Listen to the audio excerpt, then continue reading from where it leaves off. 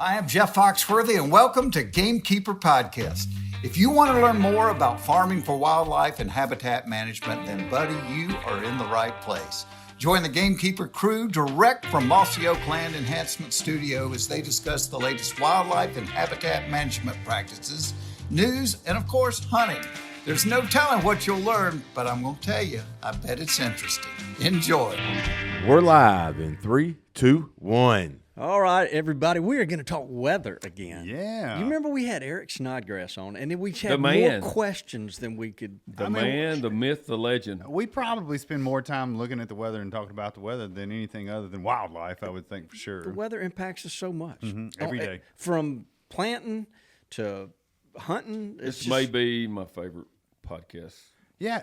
person. We probably talked about this before, but you had aspirations to maybe be a weatherman. I don't know about that, but I am obsessed with the weather. All right. I am. Let's get him introduced. Yes, that's right. Yep. We've got Nutrien's weather wizard, Mr. Eric Snodgrass. All right. Welcome, All right. Eric. Yeah, thanks for having me back on. Emphasis Oh, yeah. on weather. Thanks for wizard. being on. Yeah. You know, let me just start this off. So everybody's last name kind of has a little something unique about it. So like haze is a slight obscure of the lower atmosphere.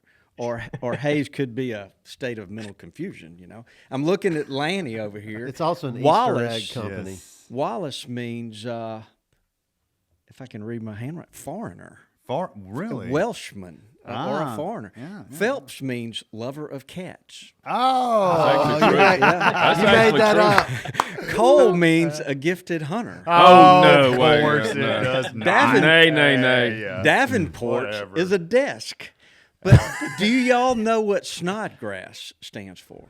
Maybe is that something you roll up and Eric, could you Inquiring enlighten us? minds want to know. I'm debating on if I want to make something up here or not, but no, the name is Scottish, and literally there's a place over in Great Britain. it's called Snodgrass, and it basically just means grassy hill. My family's from a grassy hill in Scotland. I think we need to, we're always researching cereal grains for wildlife. We ought to name one, license his name, and call it Snodgrass. Yeah. Well, so when I Googled it, it said smooth grass, but that's very close to what you're saying. So, Eric, look, we do love talking about the weather. Oh, my goodness. Yeah. All day. Impacts everything. And I suppose your day is all day long. You talk weather with somebody. You're looking around the world. You're doing all this for Nutrien and helping farmers with their weather. But it's such an important thing to everybody every day. Yeah, it is. It is the most checked thing on the cell phone apps. Yep. It is something that I think most people just wake up and at least have a moment of obsessing over. Although I'll tell you what's funny about the Snodgrass house. So yeah, every morning I wake up and I've got screens all around me and I'm forecasting the weather and having a good time doing it. But my kids come down these steps that are behind me right over here, and they're 13 and 16. And what kills me is that they got their dad here who's made a career out of forecasting weather, built a billion different tools, and they walk right over here.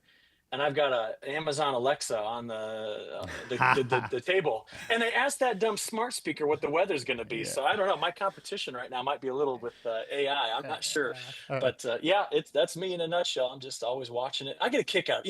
You're talking about having ADHD. Become a weatherman. I'll be honest with you. Yeah. It's always change. changing.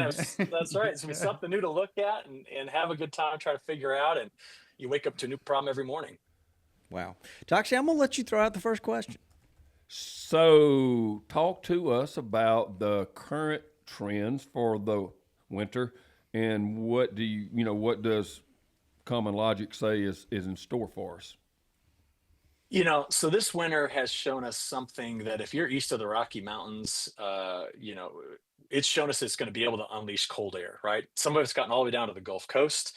I'm watching this weekend, for the risk of having low temperatures where I live up by Champaign, Illinois, getting down about -10. Woo! And we've also, it's not going to be fun, but we're used to it here. But we've already got a ton of snow on the ground in parts of the Midwest, upper Midwest. That's way different from last year. We had a big snow hole. But our big thing, the biggest trend, all right, the thing I'm trying to figure out is this. We had a very dry fall.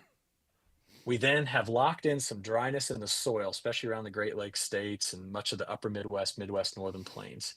The Mississippi's still running low at Memphis. We got to get that river up and going. And I just want to know, how in the world is winter going to make some corrections on these drought issues? Because with cold air and snow, you got to remember something. Snow does not contain much water. Okay. It's a 10-to-1 ratio. So you could bring in 10 inches of snow is what you got to get an inch of liquid out of it if it melts. So to be honest with you, if you ask me what I want one of these rip-roaring winters that just goes across the country. We're talking blizzards. We're talking, heavy snows, rain to the south, because I'd like to take that drought monitor, which is about 67% coverage, and knock it back to about 30% before we plant out the crop in the ground next year. So we got some things on the table that, really need to be corrected. So yes, my winter forecast is, I think we're going to get ourselves into a better looking winter with better moisture across a lot of the country. It's not coming now, especially down south, the Delta area. You're pretty dry for a while. We've got to get more systems to roll through there, but I'm not too worried about it. And we'll just see how it all plays out in the next 4 months. So you were saying locking in that drought, and when you said that, so are you talking about the ground freezing and then not moisture not being able to get down to the deep parts? Never so thought the best about thing, that. we just had 8 to 10 inches of snow here in Champaign, where I live, and it got up into the mid to upper 30s, touched 40 the other day, and all that snow melted. Now our top 4 inches is saturated, but you go down 16 inches, it's powder. So we've got to get, we've got to keep it going, because if we end up getting really, really cold, freeze that 4 inches over it, you will get nothing beyond it until a March thaw. And then we're going to be super dependent on spring rain to revive our soil moisture. So it's a risky thing for us to go into fall with big drought. Never thought about that. Yeah, learn something already. Yeah. Mark that time code, Bubby. All right, Lanny, surely that wasn't your only question. No, that was Toxie's question. Well, I was just saying. I was just responding to what amended it. So this just seems like we're having a pattern, and maybe it's always happened, because you can give us such a historical slant on it, but it's like we're getting really rough vortexes, really cold blasts, but then they don't last long, and it's actually unusually warm right behind them. Is that common, or are we in a cycle that's more of that than usual? It's more than usual this year. So you mentioned the polar vortex, and here's kind of the weather 101 for that. So you've got 4 layers to the atmosphere. We all live in the stratosphere. If you've ever been on a commercial plane, you've flown at the base of the stratosphere. Sorry. So we're in the troposphere. The stratosphere is the one that's right above it. In that stratosphere, about, 90,000 feet above our heads, there's just a wind that kind of rolls around the North Pole like this. Okay. If it looks like a donut sitting on top of it, we're going to have a mild winter. It's when it like stretches or elongates or splits that we can link that disruption in the stratosphere with big troughs of cold air in the troposphere. That's the layer that you and I live in, to give us those just absolutely brutal Arctic shots. So I'm not kidding you. I was telling my wife this morning. We're going to be minus 10 on Saturday night to Sunday morning. And she says, well, what's Christmas look like? Because we'll be traveling. We got to go see family. I said, you want to really know this? I said, right now, I think that we could see high temperatures in Champaign touching mid 60s. Like there's a chance. And then she's like, what happens after that? I'm like, it's going to get real cold again. It's just going to bounce all over the place this winter because of the way the atmosphere's kind of set up. And for us here, it's kind of fun. You guys might like this. We're expecting some snow tonight, 3 to 5 inches, another 2 to 4 inches on Sunday or Saturday with this cold air coming in. But all our snow's coming from Alberta. So we call these storm systems Alberta clippers. It's where they start. Right. So they run out of Alberta, go right here. Now, what we want what's called a Colorado low. These are the ones that start in Colorado, go straight to Chicago, and then eventually exit northeast. But my favorite by far, it's got the best name. I don't know who named them this, but it's a good name. They're called panhandle hookers. Now, you're down in Oklahoma. A little rough. Yeah. Yeah. You're down there in Oklahoma, Texas, or Kansas. You start tossing around panhandle hooker. They start thinking about something else entirely. But here's what it is. It's a storm system that starts in the panhandles just after it comes off the Rockies. And it hooks south, goes right over the top of you guys. Right. So what happens when they do that, where I am, we're on the northern side of it. We tend to get a bunch of snow, plenty of snow. You come down to like Paducah to Memphis, is a layer of ice. South of that, you guys get thunderstorms out of it. Oh, yeah. And I'd love it if we could just have a parade of panhandle hookers to finish off this year. It'd be nice to see something like that. So when the panhandle hookers go down, like last year, they had like 8 inches of snow on the beach. Yeah. So that's so the low has to get south of you for that kind of stuff to happen, pretty much, Yep. doesn't it? And that's our last type. That's called a Gulf low. So they start somewhere like along the Rio Grande, and then they pop out into the Gulf, and then they run the coast and then head straight north up the East Coast. They turn to what we call a nor'easter at that point. Yeah, you got to get that low pretty far to the south. So in order to get snow all the way to the Gulf Coast, you have to have something we call antecedent cold air. In other words, the Arctic air has to get there first, then the low shows up, Right. not backwards. You can't flip that around. So Wow. yeah, that was rare. And you're gonna have a bunch of kids. This will be funny. You're gonna have a bunch of kids down there in along the Gulf Coast in New Orleans, right? That experienced a foot of snow. That 30 years from now, they're gonna be like, "Oh, do you remember the blizzard of January of 2025? You remember, the snow is this deep." I'm like, no, no, no, no. You're just a little kid. So anytime the snow is, it felt deep to you, but it'll be a rare event they'll talk about for a long time. So the southeastern storms actually turn into the nor'eastern. They're coming Yep. across. Yeah. Never knew that either. Look at that. Yeah, they I just love thought they to came run from the up that northeast. coast. That makes sense. Nor'easters. They just drop the whole th. Oh, well, there's my mistake. Okay, then. That's funny. Like we never have anything slang down here. Yeah, that's right. Wow. All right, Dudley, what about you? You know, I really want to learn about barometric pressure. You know, we've been talking about that with deer movement and such. Yeah. What contributes to the change in the barometric pressure? Can you just give us a 101 on that? Yeah. The biggest change in atmospheric pressure, or barometric pressure, is always going to be elevation. So if you start going up in elevation, you're going to experience rapid drops in pressure. You've all had your ears pop, either driving through the mountains or riding an elevator. Okay. Something fun to think about. If I used to tell my college students this when I was teaching. I'm like, hey, if you're short on beer money, the best thing to do is always drink at elevation. The higher you go up in the air and you drink, the more effective that alcohol is at getting you that buzz you're wanting. So that's an interesting part behind it. But ultimately, barometric pressure is always playing second fiddle to temperature change. So what drives the density changes in the atmosphere are the temperature changes.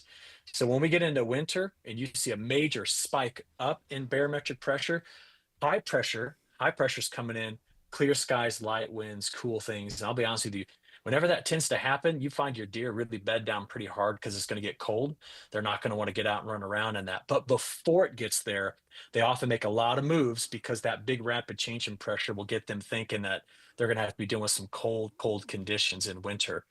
And also with the change in pressure comes a change in winds. Ultimately, your wind is driven by your change in pressure. So we always watch those two things in tandem going forward. But it's just a measure of how hard the atmosphere is getting squeezed onto the surface of the earth by gravity, and it changes based on temperature. So in theory, on a low pressure day, would there be more moisture in the air? There can be, yes. And the reason. Okay, go ahead, please. Well, yeah, it's a good question. So if you just want to think about this simply, hopefully you can see my hands. When you have high pressure days, the air is pressing down from above and spreading out slowly. Okay. When you have low pressure days, you have air that's squeezing in at the bottom and rising. So, when that tends to happen, where are you going to be squeezing that air in from? Well, the Gulf. You're bringing in the moisture. And then you're going to force the air to rise, which is what makes it make clouds precipitation. And the precipitation's type is determined by precip. So you do not get precipitation in the middle of high pressure. You get it as you transition to low pressure. So yeah, that moisture change will come through, and you better believe our animals are super sensitive to this. They know what's going on. They're not stupid. They understand how, just through life experience and what's been passed on to them from generations on what those changes could mean, especially in winter where they got to be super careful about survival. I'll give you one because it means something different in Minnesota than it does in Alabama or Florida. Because down here, our deer tend to hit the dirt when the pressure drops for the most part. Yeah. And it's kind of dreary. We kind of feel dreary too. And our best deer movement typically is, and it's probably because it's dead calm too, because, they feel secure. Yeah. But it's high pressure, cold, dead calm, days. Now, if you go listening to everybody up north, if the pressure's dropping, deer are moving like crazy because over generations that signals snow might cover up the food. Yep. And I better go ahead and tank up ahead of time. That's right. And then the high pressure comes in, and that's when they bed down. That's right. Yeah. Exact opposite. Well, I was really thinking about, believe it or not, thinking about turkey season already. So, Oh, God. yeah, and we often talk about barometric pressure in relation to turkey. So, kind of what I was getting at, is it possible for that low pressure and there being more moisture in the air that the sound wouldn't travel as well as on a high pressure day? That's a great hypothesis. So, So here's what we know about sound moving through the atmosphere. Okay. The lower the density of the air, in other words, the more moisture you pack into it or the warmer you make it, the less far the sound travels. So the more dense you can make it with high pressure, the better the sound will travel overall. But you then have to factor in, if you had a wind pushing your sound, well, shoot, it'll carry much, much, much farther. So right. that comparison I just gave you was in dead calm conditions. But if you've got a wind, a whisper can travel a long ways. So it's very complicated. But yeah, those animals, they know what's going on, and they know when and where to make the noises they make based on these factors, and they just sense it. Isn't it amazing? They feel it, and it just goes. They don't analyze it. They just know. I Time kind to of wish go. I was that way. Yeah, we don't have that trait. Yeah. No, we're too distracted. Well, all right, Eric, I would love for you to, treat me like I'm in the 4th grade. We all Yeah. And would you explain thermals? And I want to put them in relation to a guy going hunting, and it's black dark. You go in the morning, you're walking in it before daylight. Yeah, and it's dead calm. And plus, talk about it in like a warmer situation and then on a colder situation too. And so let's talk about thermals in the morning and then thermals in the late afternoon that a hunter can apply to their woods. Great topic. Yeah. So essentially what's going on here is once that sun rises and it starts beating down on the earth, you get what we call preferential heating. So you all know this. I mean, if you went outside on a summer day and you were in a black shirt, you're going to get hot. You wear a white shirt, you're not going to get as hot. So you look at the ground surface, and those darker areas tend to take on a bit more heat. And just imagine this: if you got like a hill and the sun's rising over here, right, that hill is actually going to take on more direct sunlight earlier than the flat ground will. So it's actually going to get more heating too. And what ends up happening, you can't see it because it's of course invisible to us, but it just builds up and it's a couple degrees warmer than the surrounding area. And when it gets a little bit warmer, it all of a sudden just starts to rise because it's lower density. Now, sometimes it'll rise up and give you a nice little cumulus cloud field over the top of you. Ever seen those nice flat bottom clouds with a little puffy, they just roll through the afternoon? What happens is you have a lot of birds that just want to fly on that. They don't have to flap their wings. They just sit on top of the rising thermal and just float there. I mean, this is how some of our huge birds, tend to buzzards, tend to fly. Oh yeah, buzzards just do this every day. Now you have the opposite effect sometimes where you can get cold air near the surface draining into low level areas. So if you got a ditch or a little ravine, you'll actually watch the surrounding hillsides fill that all in with really cold, dense air. And it'll even produce a little fog in the middle of that valley. And it can be interesting because on top of it, it's warm, and on bottom, it's very, very cold, and it'll just stay there until that fog, goes away. So those thermals are critical. They tell you where the rising and sinking air is. And you got to understand this. If all of a sudden you get a little plume of rising air, so it goes up, it ends up developing a circulation that does this. So it'll actually take a wind and fill that area back in underneath, because you can't have a vacuum. So it just fills it back in. And so you can get a little local wind system out of it on those rising thermals. And by the way, you want to know something crazy? I don't know how many of you have ever been to Central Valley of California. It's a pretty cool place to go visit if you ever get a chance. For the last 17 days, you got to remember, you have the Sierra Nevada on one side, and on the other side, you have a mountain range before you get to the coast. There's just the Central Valley's a bowl. They have had what's called the Thule fog, which is just this super thick, dense fog because all the cold air has drained into the middle of the Central Valley of California. So it's like 20 or 30 degrees cooler than up on the mountains. Oh my goodness. That's been going on now so there's guys down there that have not seen the sun in 17 days. It's been so foggy and cloudy Unbelievable. in California. Yeah. Yeah, it's pretty nuts. So when it's colder down in the valley than up on the mountain. It's warmer, yeah. Right now, it's warmer up on the sides of the mountain than it is in the valley. That's crazy. Now, not at the snow-capped part, but Right. as you start to climb the I mountains, got you you. get out of it. Yeah, Right. yeah. Well, those thermals, as guys are deer hunting and you're just watching, you're trying to watch your scent and be stealthy, you've got to pay attention to those thermals. For sure. Yeah. And that's always kind of weirded me out going in the pre-dawn or early morning, no light, is that oftentimes the thermals are still sinking then. Yeah, they are. And so, you climb up on top of a hill to hunt that morning rising thermal. Well, it's sinking until the sun gets up and hits the side of the hill. So That's right. it would almost make sense to go in late. Yeah, it might be more consistent. Absolutely. That's always good when you're getting older. Yeah, you can sleep in a little bit. Yeah, I'm like, what you talking about? I mean, Dudley? if you're hunting near a super sensitive area that you don't want to mess up, you got to think about those things. And so often, and you say, what's the worst wind forecast for? Oh yeah, I would whitetails? say the 3 most dreaded words to bow hunters in the English language are light and variable. And then you got the thermals on top of that, because you look. I mean, now we're blessed to be able to see hour by hour wind direction and forecast, and you bank on it. And you go in there, and it's like, hold up, Yes, this isn't going anywhere like it's supposed to No, be. it happens a lot, and I wonder if it's. I guess not, but it seems like always. I can hunt this on a northeast wind. It's pretty rare here.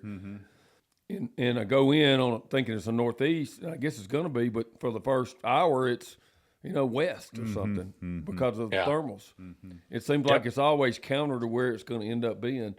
Only thing I think I've noticed, and if it makes sense, tell me, is like if you're hunting near an open field, air always seems to be going to the field when it's calm.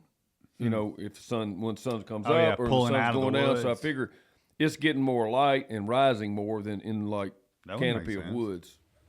It just seems like it Could be. always pulls out to a field thermally.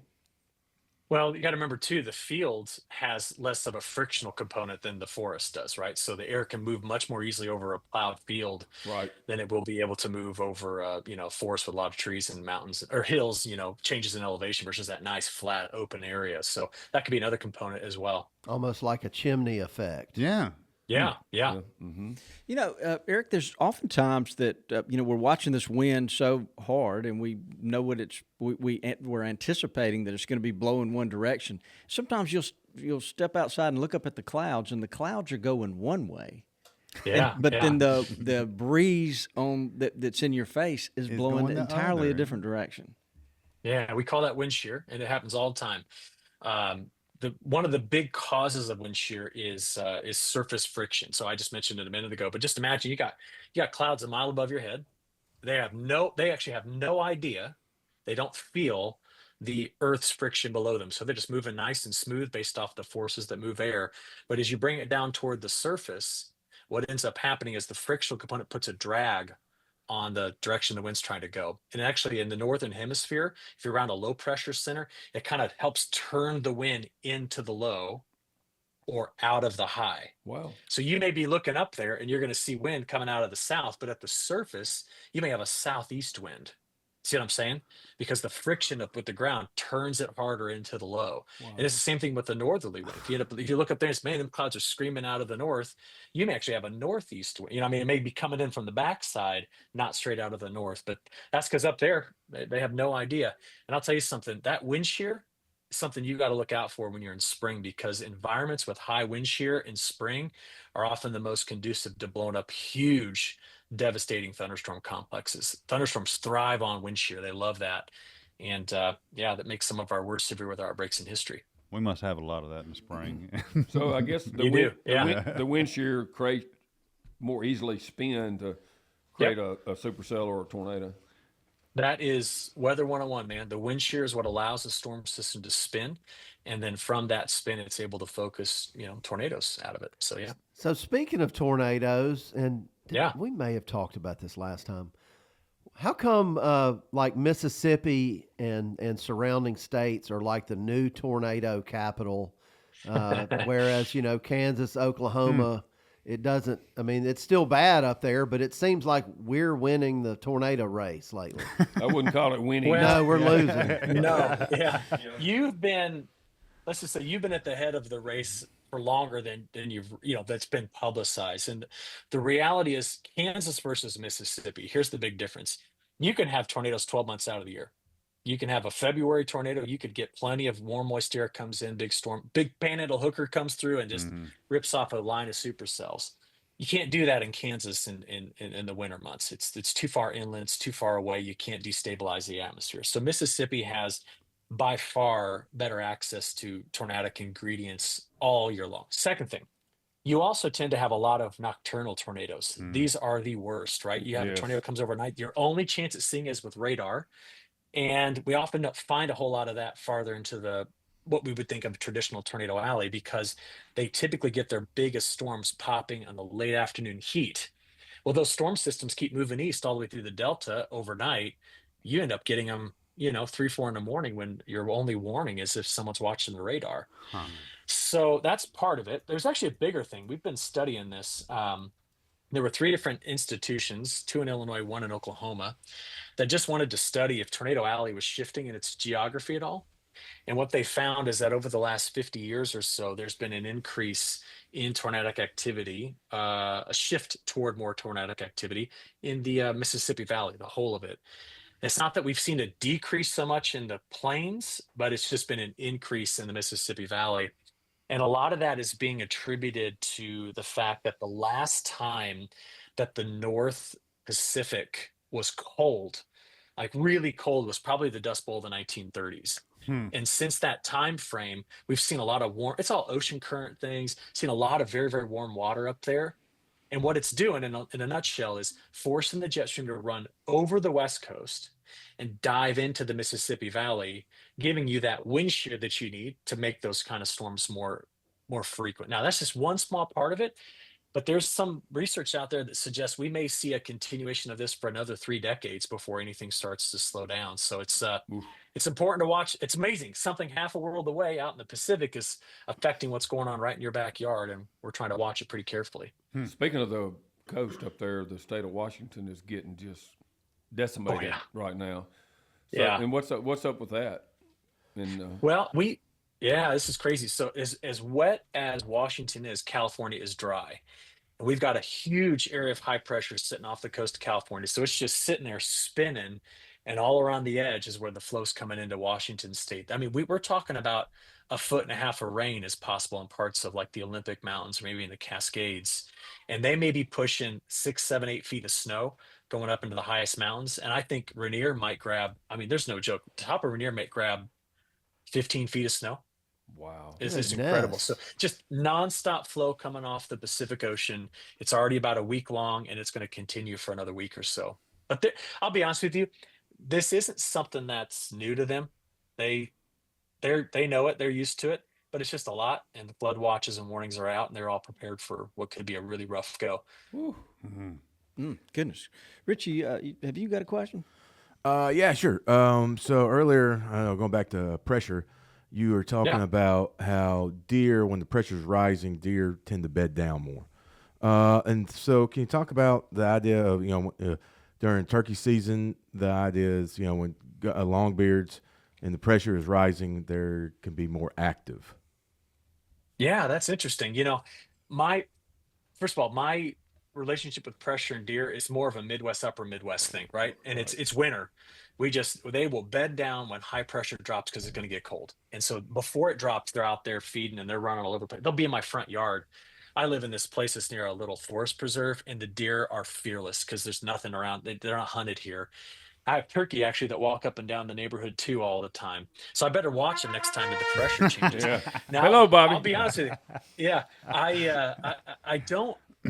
I can't say that I would understand why they might change their behavior, other than the fact that when they're sitting there pecking at that ground, maybe something's going on with some of the bugs and other little things that they're trying to eat, that when the pressure changes, it might be just a better time for them to get out there and eat some of that. Or maybe they just make the assumption that when that pressure changes, they better be looking out for precip, which could make foraging harder.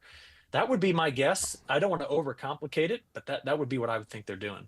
Is there anything like with pressure rising in the spring compared to pressure rising in the winter, fall?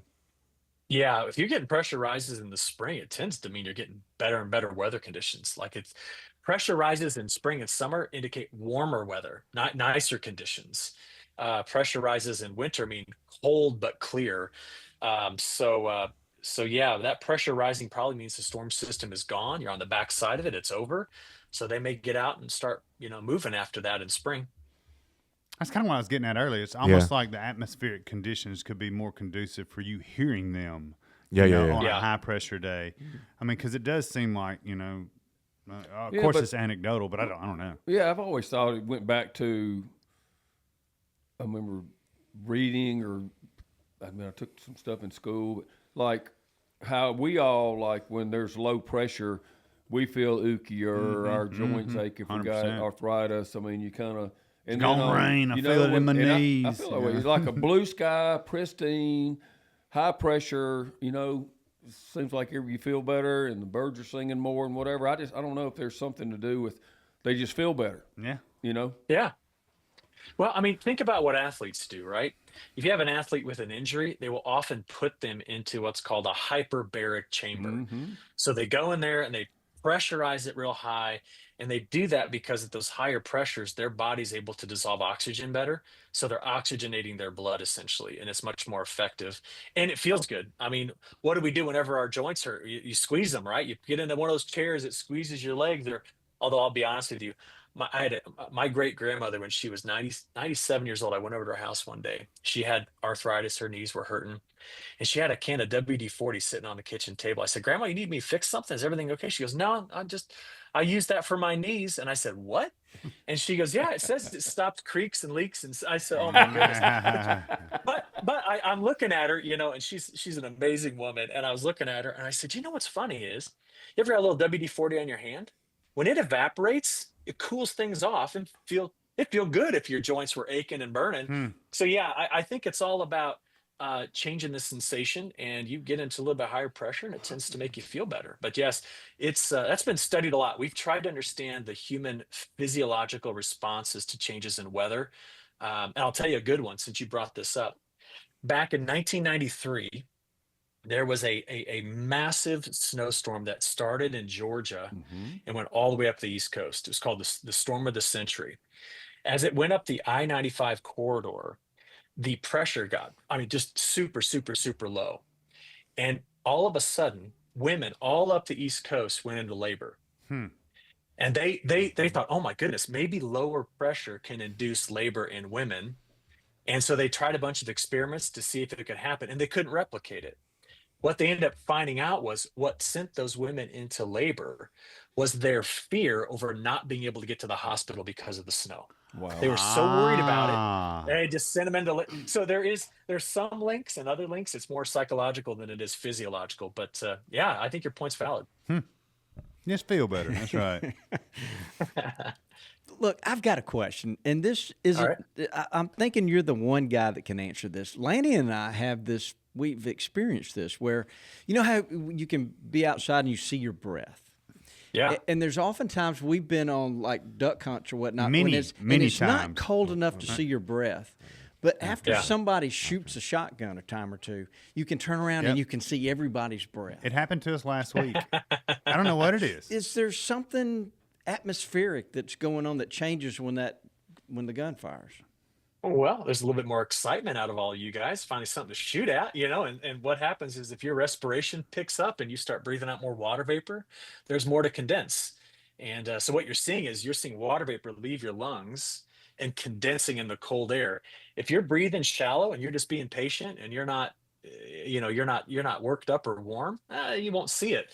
But the moment you start, you start getting your heart rate up and you start, your respiration kicks up, you're going to push out a whole lot more water vapor, and then all of a sudden it'll show up. So I think it's more of an excitement thing than it's an atmospheric thing. I mean, I was just watching a video the other day. There was a whole herd of cows, and they dropped this bull off, right? He's going to get them all pregnant. When those cows saw that bull, all of a sudden out of their nostrils, it was just like poof, poof, poof. Before they were all just standing there all nice and calm. So I'm not trying to compare you to a herd of cows when you see a bull come around. I'm just saying you pick up the respiration, you're going to start to see more of that coming out there. I'm tracking that's with a good him point. on the bull, for sure, for sure. That's interesting. And we do get after somebody's shot, everybody's excited. Yeah. I don't know. It just seems so like I don't know. It's just crazy. It's very So obvious. you're thinking It's it very may, obvious. It may have something to do with combustion, Yeah, like I there's think more it's- CO2 yeah. in the air, or something. Or the shotgun blast with the beads coming out of it or heating up something. I don't know, but we're going to video this is what we need to do. Yeah. Before and after. Do that. It's wild. But And I think I'm the only one that ever noticed it, and I told it to Bobby. Now, thank goodness Yeah. somebody else has noticed it's it. o- it's Have you obvious. seen any long-tailed cats lately? I have not. No, I have not. All right, let's get back. Bobby, to I thought you were going to ask him, No, why is the sky blue? But That's ahead. a very That's interesting cooler. question, honestly. ask her. You want to talk about it? Yeah. Sure, Yeah, this is kind of fun. that was Bobby's So- idea. So forever, right? There's a long history on what we thought made the sky blue, and there was when I used to ask my students, I actually asked them at the beginning of every new semester some fun weather questions, and one of the more common responses I would hear is that sky's blue is because Earth's mostly water, covered in ocean, and we're seeing the blueness of water. But then you can do this little trick where you take a cup of water and hold it up and like, hey, why is the water not blue when you do that? And it just gets you thinking about different things. So here's the real reason why the sky is blue. All right, so our sun, this is beautiful. This is an amazing, amazing thing. Oh, good. Our sun, our nearby star, at its middle, at its core, is tens of millions of degrees. There's basically fusion happening, right? We're taking hydrogen and making helium by fusing those atoms together. It releases enormous amounts of heat. It feels almost inextinguishable. We've got a good 5 billion years worth of energy in that sun. So there's no worry about the sun going out. Okay. As you get away from the surface of the sun toward the edge, it cools off. Just get farther away from the heat source, you get cooler. You get all the way to the outside edge, the edge that we can see. We call it the photosphere. Now, the photosphere, the part you can see, has an average temperature of around 6,000 Kelvin, which is about 11,500 Fahrenheit. Now, if you take an object and get its temperature to 11,500 degrees, the light that it's going to emit will be in the visible portion of the electromagnetic spectrum. So our eyes are visible, but have you ever done any thermal infrared hunting? Like, you ever looked through that? Now, the thermal IR stuff, that's way out in the long wave radiation. We're talking about the shortwave stuff. So the light from the sun, when you see it leave, so what color is our sun? We often see it as a yellow, but technically our sun, its most dominant color that it leaves is a blue-green. Huh. But the reason we see it as a yellow sun, actually we see it almost as a white sun, is because our eyes, being sensitive from red to Roy G. Biv, the colors of the rainbow, that range right in the middle of it is about our peak in vision. Okay, so what's the point of all of this? The sun's light comes into the atmosphere, and what's neat is the wavelength that the sun's energy's at, the real short wavelength. When you look at the short wavelength light versus the long wavelength, the reds, the oranges, the yellows, and even some of the green, we'll actually just see the air molecules, nitrogen, oxygen, most of our atmosphere right there, nitrogen, oxygen, and it doesn't interact with it at all. It just comes straight through to the ground. But when the blues and the violets and the indigos hit those molecules, they bounce.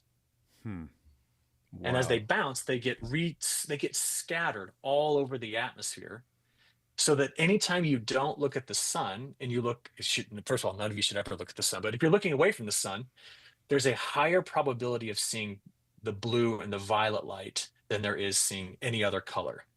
Now, if you need a good visual on this, you need to think of the atmosphere as the game Plinko from The Price is Right. Do you remember that? Oh, yeah. So imagine you did this. Imagine you walk up to the Plinko board, and your eye is that $10,000 spot in the bottom. Okay, sun's on top.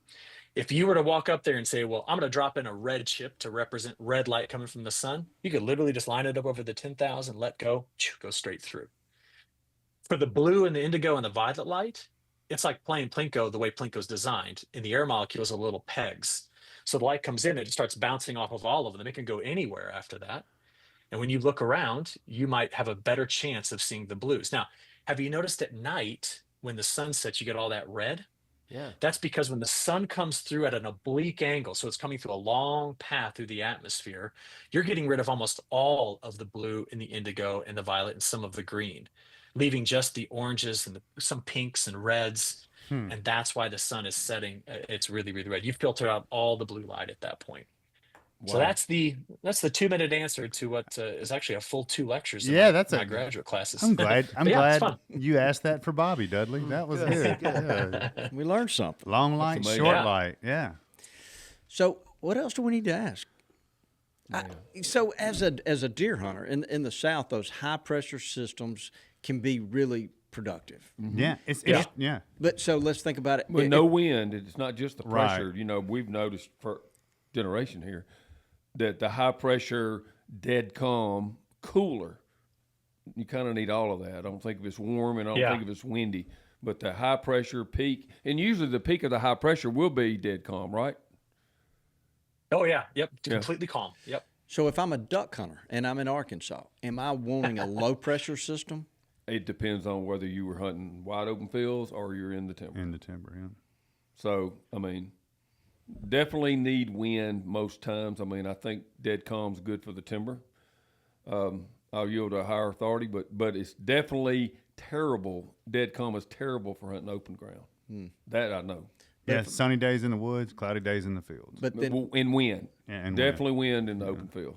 so you would want a low pressure system.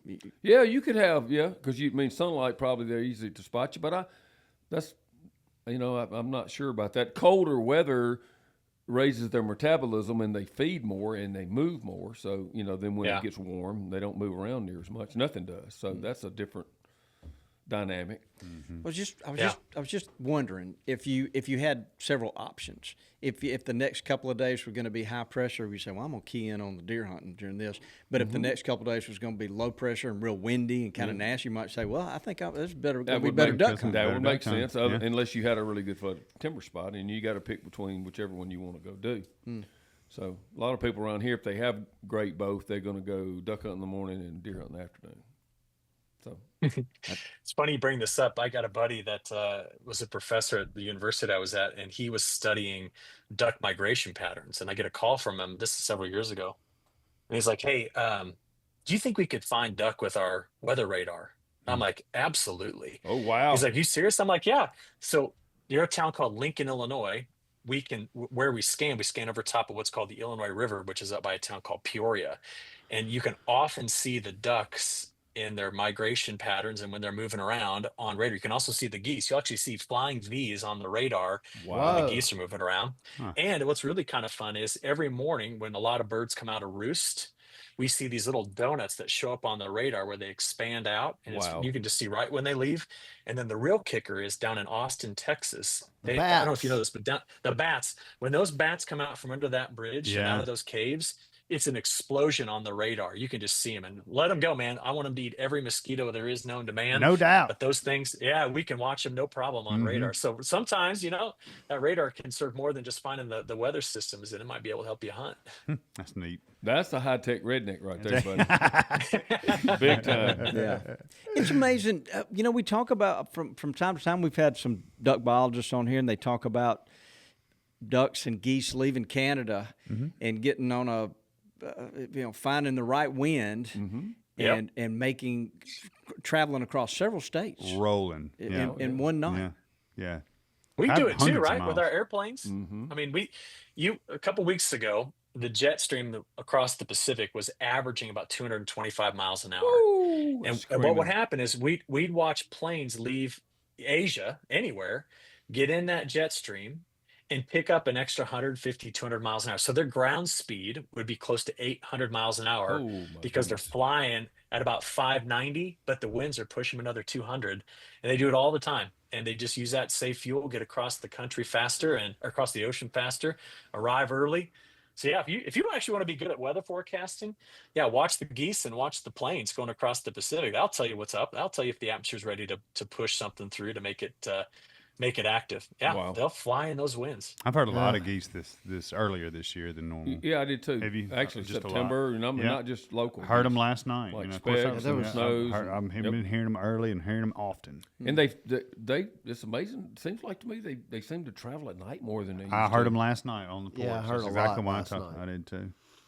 They know what. Isn't that funny? How do they you just said by the time this airs, it will have already happened. We're fixing to get a brutal blast of polar air, but it's not here yet. No. And so how do they? Wildlife just knows.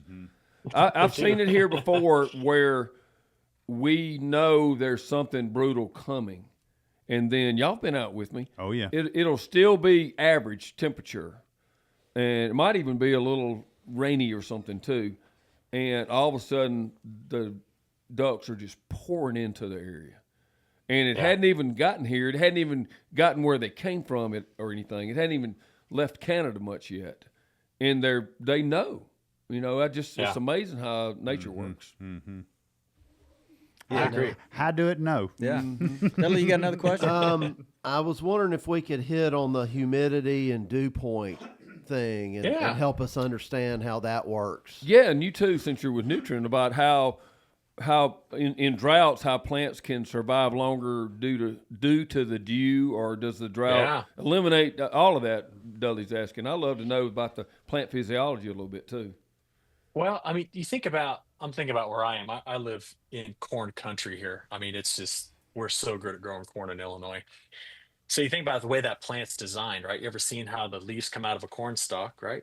If they get dew on that corn leaf, it is designed just to funnel right down to the plant stalk and run straight to the root ball. So we'll get into seasons where it's really, really dry, yet you could walk out after a morning in a dew and you'll see a ring of water soak in the ground right underneath the corn plant, which means it can survive on that dew no problem. I'll be honest with you, what we worry about with dew point though is that same situation is an outstanding breeding ground for fungal pressures. So the wetter you keep the leaf surface over time, the more the environment's just right to get the dew to happen. To get the fungus to move. All right, so here's the quick lesson on dew point. Dew point is a absolute measurement of how much moisture is in the air. Now, here's something fun for y'all to think about. The amount of moisture that the atmosphere can contain at any given time is set by temperature. So that's how much it can contain, not how much it does, but how much it can. So what's funny is the place on Earth that could hold the most water by far is the Sahara Desert. It doesn't because it's a desert, but the hotter it gets, the more you can put water into the atmosphere. So the same is true. The colder it gets, the less you can put in. So do you know the driest place on the face of the Earth is not a desert? The driest places on the face of the Earth are the Arctic and Antarctic. They just can't hold much water. You're like, well, shoot, it's covered in ice and snow. I know. It's because it hasn't melted in 500,000 years. So you get 4 inches of snow a year. It piles up over centuries and centuries and millennia. Now we get the name dew point because of the dew that forms, and what it is, it's the point at which you cool the air temperature down to where you start to condense water vapor out. So it's a dew point. You get dew on surfaces. Now you could simulate this. I got a cup here with some water in it, but it's not cold. But have you ever seen water condense onto the side of the cup? I had a conversation with my son when he was about 6 or 7 years old. He's like, man, how in the world does that water go from the inside of that cup through my glass and show up on the outside? I'm like, no, it's not doing that, son. It's water from the air around it condensing on the cold surface. So what you've got here is you have this moisture in the atmosphere. You're able to condense or freeze it, frost it out if you want. And the point at which that happens, the temperature tells you how much humidity is. Now, when we have temperatures this upcoming weekend where I live that are getting down to -10, we may have a dew point of -25 or 30. And it's just going to be brutally cold and dry. And here's what's kind of funny. It's one of the big reasons why we all get sick in winter. Just to think about this. In winter where I live, we got temperatures outside that are brutally cold. What do they teach you about temperature and dew point? The colder you make it, the less moisture you can have. We then suck that air through a HVAC system, heat it way up, and bring it into the house. And when you do that, you're not changing the amount of moisture in it. You're just raising the temperature, creating a bigger separation between the temperature and the dew point temperature. We call that relative humidity. Now the humidity in my house is 15%. My body is relying on defending itself from, bacteria, diseases, whatever, the common cold, by putting a mucus lining in my nose and throat. If it's dry, all that dries out and all that gets into your lungs, and all of a sudden you get sick. So you want to keep the humidity up all the time. Plus, if you don't keep it up, you'll shock the daylights out of everything because the static electricity is higher. So at the Snodgrass house, we decided to make an investment when we had kids. We bought a whole home humidifier. And it's the smartest thing we ever did. It just sits on our furnace, water passes through it, it evaporates into the air that comes into the house. We don't shock each other all the time, and we don't feel sick because the humidity's kept up in the middle of winter.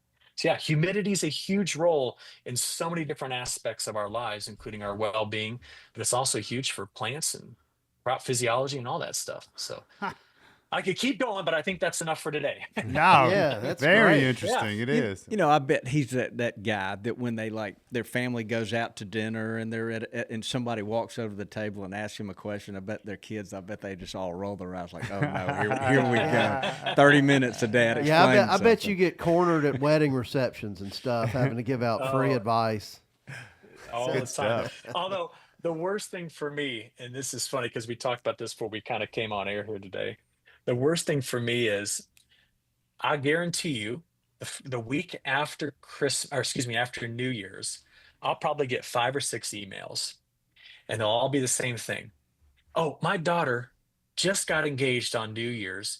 Can you tell me what the weather's going to be like in June or next November? And I'm just like, you got to be kidding me. We want to know if we should get a tent. I'm like, get a tent no matter what. That's right. Just get a tent. And by the way, if it rains on her wedding, it's a good omen. That's a blessing. That's good, right. Good luck. Yeah. So, I've got one. there you go. I've got one a little unrelated to like whatever weather and hunting. But are you in particular, personally, a bad weather freak? And what I mean by that, because I am.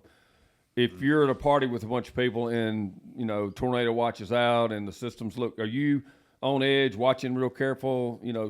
Be sure you can get to a shelter. Or are you like a storm chaser that's like, hey, this is great. I might ride out and try to check one out or something. Which way are you? Because I'm the guy that everybody makes fun of when we're at something, even at the office. They're like, do we need to take shelter? What do we need to do? And whatever. And a lot of friends of mine will say, nothing's ever happened. Why do you always like that? And my answer is always, it's only going to take one time. One time. We've actually lost some dear friends to tornadoes. So I'm Yep. just saying, I'm a scaredy cat about them.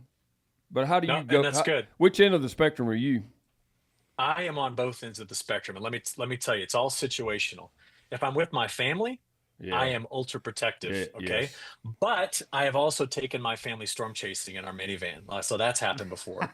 When I was younger, I was an avid storm chaser. It was a lot of fun. We went all over the country and it was a good time, but it was also, sober. You'd see a town get ripped up by a tornado. I mean, I drove through Joplin, Missouri after that massive tornado hit there back in, 2011. I mean, killed lots of people. It's terrible. But I'll tell you this, okay? I got asked last January. I hope you like this story. I just got done giving a talk, and this farmer from Iowa and his son was 10 years old. They walk up to me, and it was amazing. This little kid comes up to me, and he's carrying a book, and he wanted my autograph. I'll be honest with you. Nothing feels better than when a little kid wants your autograph. I said, oh, I'll sign that. And afterwards, he goes, Mr. Snodgrass, what's your favorite kind of weather? And I said, well, you really want to know what my favorite kind of weather is? He goes, yeah. Now I know what his little brain was thinking. He's thinking tornadoes, hail, wind, lightning, you name it, put them all in there and just tell him my near-death experiences. And I said, I'm going to tell you what my favorite kind of weather is, because it's definitely changed as I've gotten older. And he goes, all right. I said, my favorite type of weather to study they're called subtropical high pressure systems. And he looks at me like, what the heck are those? And I said, and he goes, what do they do? And I looked at him and I said, absolutely nothing. And he looks back at me. Do you ever watch a 10-year-old deflate? Like, you gotta be kidding me, dude. Like, I'm like crushing this kid's dream. But I said, now listen, your dad farms in Iowa. These subtropical high pressure systems, I had it on the screen behind me. I said, we have a very important one for your dad. We call it the Bermuda High. I said, now watch this.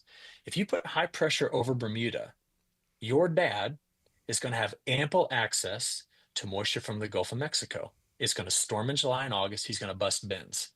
You take that same Bermuda High and put it in Nashville, I will be talking about wildfires up and down the Appalachian Mountains, a ruined cotton crop, and destroyed Mid-South weather while your dad's fields are flooded. Wow. I then say you take that high pressure center, you move it to Africa or move it to Europe. I don't care. Just move it away. And everywhere that's east of the Rockies is going to be talking about epic drought building in. I said, so all the fun weather, the stuff that terrifies us, it plays second fiddle to wherever high pressure is. It always has to go around it. High pressure wins the day every time. And I said, that's why I study that. That's the most important thing. So to your question though, with my son, this is what I tell him. I said, if you're worried about weather, son, just look my face. If I'm stone cold and not worried about it, you don't need to worry about it. if you ever see me running, you better get running. Yeah. And so, but I mean, like any dad, I'm stone cold calm all the time when I'm around those people, just to make sure that they don't misinterpret it. But yes, there's been a few situations where I have sent them to the basement in a hurry, and they get a little upset about it. But I'm like, hey man, we had 100-mile-an-hour gust come through here, and I've got a 70-foot pin oak in the front yard. That sucker comes down, you can't be in the second story of this house. Taxi, do you have a storm shelter? No, I don't. Have you ever considered getting one? I have. Yeah. There's some nice folks down the road that install them. They do. That's right. Yeah. I mean, at some point maybe, but we typically would have been. I would love to have one that you just enter from the house and not have to go out. Yeah. And I mean, think about, oh my gosh, there's a tornado in Starkville headed this way, and then having to go in that kind of weather outside and climb down in something. It just, Yeah. So I mean, I have friend Chris Hawley, when they built onto their house years ago, they did the above ground. I mean, their closet is like withstand a F. I mean a Yeah. 5 EF5. That's what my parents is too. Yeah. Yeah. All right. Yep. Eric, now it's time Yeah. for you to lean back in your chair. Uh-oh. We've got All right. we've got a trivia question that we Oh, designed man. just Oh. for you. There's no way you're stumping him. Yeah, well, we'll see. You So might. let's turn it over to Richie. All right. So, what is our trivia brought to us by today? Yeah, the peanut patch, the boiled. How do you say it, Lanny? Yeah, our favorite boiled peanuts. There you go. Boiled. Boiled peanuts. Yeah, but Eric might be So one of those good. guys that didn't understand that. Oh, boiled peanuts are so good. So, first, I got a question for you, Bobby. Oh, Has a kid ever asked you for an autograph on your book? Actually, yes. yes. Yeah, it is exciting, very exciting. Yeah, we paid him $5. All right, so our listener who won today left a review. Carlin Byrne, best darn podcast, keeps me in the know on research, hunting, and etiquette. Can't wait for the 400th. Oh wow! How about Look that? at there. All right. All right, so here we go. Here's our question: How many lightning strikes happen every day worldwide? Multiple choice. A. I don't need it. It's 9 million. Oh my God! Oh my god! Oh my god! He not gonna stump Well, him. you nailed it. What did I say? How in the world did you think you were going to stop him about anything? You should have asked him about what color dress someone wears in Central Park or something. But Who won the Academy Award in 1990? he might not know that. But weather? Yeah. When I saw that, I was floored. That is Yeah, it's a lot. every day. Did it strike you? It did. That sounded like Bobby. Yeah, Bobby Landing. I've been around him too much. Yeah. So My dad was struck in 2014. Whoa! He went outside on my mother's birthday. They were up in northern Wisconsin on a vacation, and lightning struck a 100-foot pine, and it went right through the root system, threw him about 8 feet. He's perfectly fine. Here's good news for you. Only about 10% of people that are struck by lightning die. And the worst is if the electricity goes across the heart, you basically have a heart attack, ventricular fibrillation, or if you're struck in the head, you typically don't survive that. But 90% of people that are struck survive. And you don't want to know this, but your odds of getting struck over your lifetime, they're on par with about 1 in 10,000. So there's a lot of folks out there that have been struck. I got to tell you something. Hunting is a recipe for getting struck. Because listen, you go out now. If you're going out in November, yeah, okay, you're probably all right. But if you're out and you're in timber, trees they get their own category for getting struck. And don't forget that you don't have anything to kind of insulate you, like a car or a tractor. Cars and tractors are pretty safe to be in, unless you don't have a roof on the car or your tractor's open. But cars act as Faraday cages, and they can keep you pretty protected from lightning strikes. But yeah. You got to be careful with that stuff. 9 million strikes a day. That's a lot. It's a lot of lightning. So that's the most dangerous feature of weather, would you say?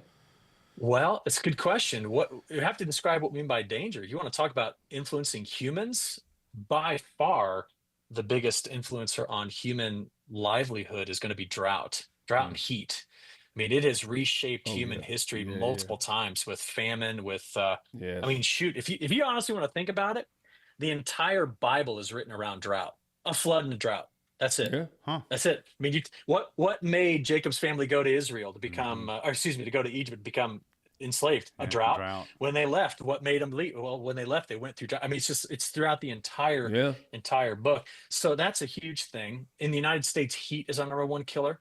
It used to be flooding, but heat has now taken over. A lot of heat exacerbated illnesses here. But yeah. Wow. Good question.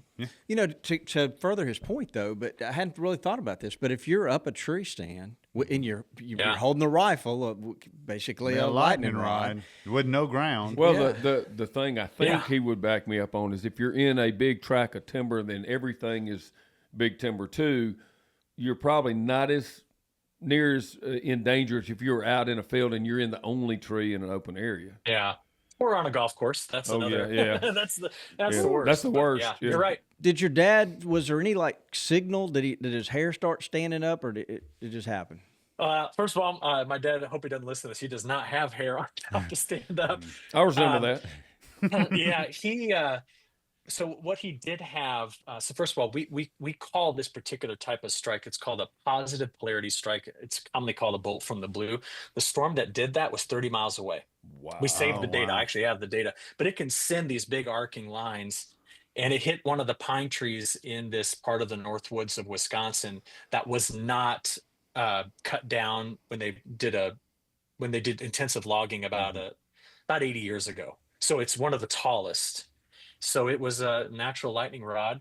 No, he did not have any advance warning. In fact, he was going out to get the car for my mom before the rain came. You know, they could get off to breakfast for her birthday. What he did have was up his leg. There was the burn marks look like coral. I don't know if that makes sense. Yeah. Actually, it looks like your camouflage on your wall. So it's spider like this. And what it does is the heat actually bursts the capillaries in his blood vessel system. It heals in about 6 hours. It goes away. But he had this really cool like fern-like shape up his leg after it occurred. But he survived. I will say that for about 6 months afterward, he was a bit melancholy. And they say that's very common for people that have been struck to have a bit of a change in their personality. But he bounced back after that. Yeah, he No made problem. it. I mean, I'll give you a little perspective. Yeah. Wow. Yeah, big time. Yep. Shock treatment. 2024 or Shock treatment. 2014. Yep. All right, so just Glad so we go. somebody might could learn something from this, if you were deer hunting or duck hunting, maybe even Yes. turkey hunting, what kind of I mean, I don't want. Maybe this is obvious, but if a thunderstorm starts heading your way, you really need to pay attention. You need to get You need down to get out out. of the tree. Yeah, you need to leave. Yeah. Is there Well, certain you weather? brought up a point though. There is something to be said here. So let's imagine, I don't care what situation it is, if you're hunting or whatever, if you don't have access though to get away, get in a car, get in a building, and there's a nasty storm approaching, I'll tell you, you asked if you're going to feel lightning. You will feel it before you get struck most times. The electric field builds up so high that yes, your hair will stand on it and you will feel the static electricity. Here's what you don't do. You don't lay down. Huh. The reason you don't lay down is because if the lightning strikes nearby and hits the tree or hits the ground, the voltage radiates out from that location. That means part of your body will be at a different voltage than another part of your body, which means your body will become a conductor, right? The voltage difference is what will send the current through your body. So you don't lay down. What you do is you put your feet together and you crouch down as best you can. So what you're doing is you're trying to minimize the contact patch with the ground and also minimize the fact that if the lightning strikes nearby and the voltage travels through the ground, your feet are at almost the same potential. So there will be no reason for the current to go through your body. So this is why whenever you see, I mean, we have this happening all the time where I am, livestock are very vulnerable. Yes. Think about a cow. You know, they've got hooves here and hooves here. And if lightning strikes a nearby tree or something and the voltage runs through the ground, their hooves are at different positions, different voltages, drives it right through their heart and it'll kill them. Or they're all up there leaning against the fence trying to eat the tall grass in the ditch. The fence gets struck and it just lights them all up and they'll be all, it's terrible. We've seen this happen time and time again in the Midwest. So Yeah. And lightning's scary. Yeah, I grew up on a cattle farm. It happened in the Hollies. He lost a couple of his horses. Bad weather, the cattle and horses will go to the one They tree. go to the and, tree. Yeah, they'll get under the one tree, and it's just like a lightning rod for him. And so he sat there and watched his favorite horse get struck and killed out his back window. It's terrible. Wow. Terrible. Eric Snodgrass, we sure have enjoyed talking to Yeah, you. always Oh, by good the to way, talk to you. all day Super long. fun and Yeah. entertaining. Lanny may come, and I may come up there this spring. Yeah, and, we'll run them turkeys off your Yeah. yard. Yeah. We hate Yeah. for them to mess with that pin oak They tree. prance right through my front yard. I got pictures of them and everything, and I can't we do a like thing about it. the So, prancing one. Bobby started a What new a franchise nuisance. business. It's kind of like Serve Pro, but it's like, turkey extermination. Yeah, when you yeah. have a problem with them and they become a nuisance, you have so many, he volunteers to help you with it. He's a professional. Eric, He even has a uniform he wears. Yeah, he does. so Eric, guys, you've got an email that goes out. Can you Yeah. give that out? How do they subscribe to that? Yeah, that email is real simple to subscribe to. Just Nutrien Ag Solutions, all one word, nutrienagsolutions.com/weather. And if you go to that, you can get signed up for the email. They go out every Monday afternoon. We had 2 weeks in a row lately that they didn't go out. The software we used went down. They fixed it, so I'll send a new one out Monday. First time in 5 years that's happened, so that's good. The other simple way is through Nutrien. I built a website. It's called ag- like a hyphen, ag-wx.com. And that is where I put all my weather contents, from maps to analysis. You want to see the barometric pressure, the wind direction, speed. You can get a local forecast. You can just drop a pin where you are and pull all that out. Plus, I put video content on there every day, and just something for folks to kind of stay ahead of with the weather. Now, it's not geared toward hunting. It's more geared toward agriculture, because that's the industry I work in. But I think there's a lot of overlap. That's, That's great. And it's free. honestly one in the same. Yep. Yeah. Perfect for hunting. All right, Eric, we've enjoyed it. Yeah. Come Very, see- very much Thanks, so. guys. Yeah, come see us sometime. Hey, I'm down in your neck of the woods a lot. I'm just gonna, next time I head down there, I'm gonna knock on some doors and come in and chat with you guys. You know, we That'd be got- awesome. It's all about. Yeah. We'd Kinda- love to have we're always you. talking about, because it's our local university. A lot of us went there, but Mississippi State has one of the top broadcast meteorology departments does. in the whole country. It does. If you look Yep. at go to the Weather Channel or Fox Weather or some of those, and start looking where they went to school, so many of them went to state. Well, there's Penn Yeah, it's a State, good- there's good program. Florida State, there's How about that? there's a bunch of good ones, but we're just one of them. Toxie's so proud of Mississippi State, Eric. Hey, that's all right. I was Stay Well, proud. I growed up here. I was born in Starkville. I did a little presentation at Mississippi State this week. It was the MSU row crop short courses for Yeah. cotton and corn, I believe. And there was a bunch of Nutrien folks there. So Yes, there are. Yeah. I would have been at that one presenting, but I was booked to be I was in Sioux Falls. So I had another event up in Sioux Falls. I usually do that one every other year. Love it. Good group of people. I love those cotton guys. Man, they are just Yeah. cotton guys versus corn guys. It's a whole different world of what they're trying to farm. And so I always have a ton of respect for them. But yeah, the short courses are fun. They're good stuff.